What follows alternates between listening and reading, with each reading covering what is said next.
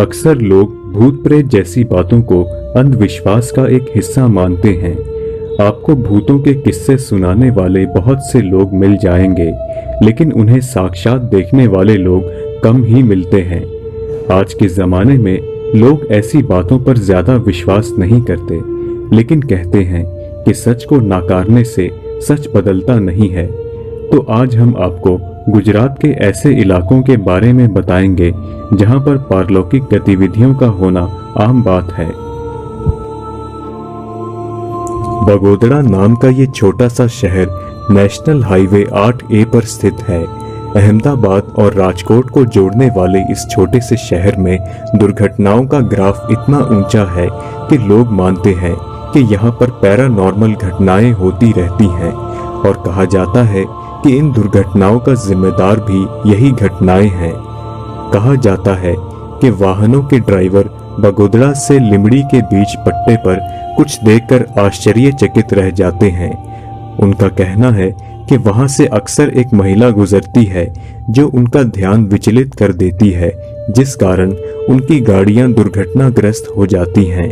और रास्ते पर ड्राइवरों ने कई महिला भिखारियों को देखा है जो उनके वाहन बंद होने के बाद तुरंत गायब हो जाती हैं।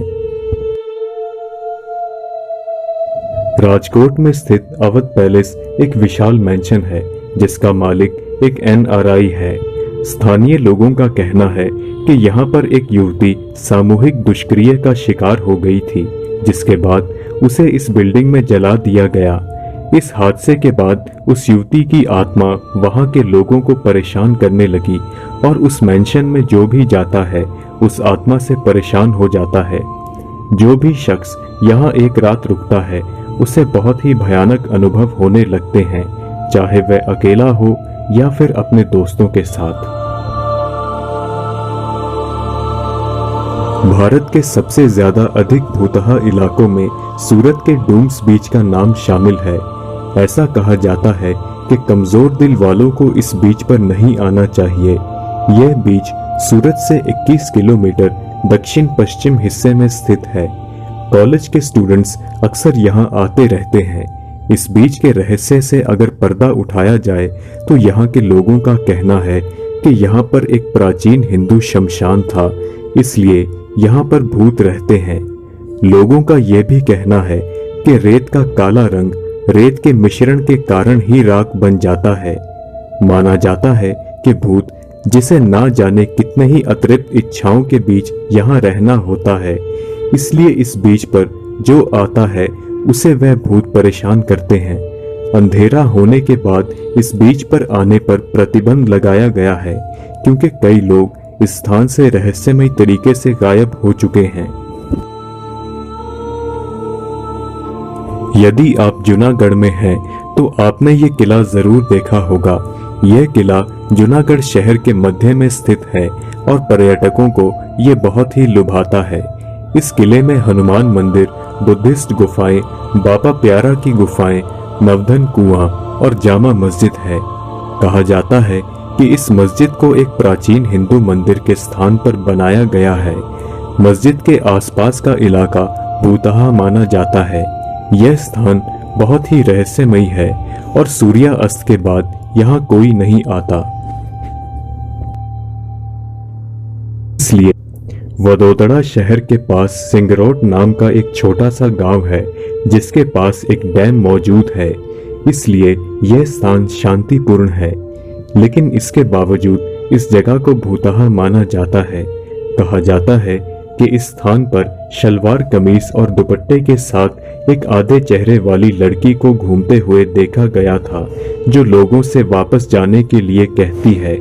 यदि कोई लड़की के साथ यहाँ प्रवेश करता है तो वह उसका विरोध करती है, इसलिए लोग इस गांव में लड़कियों के साथ प्रवेश नहीं करते।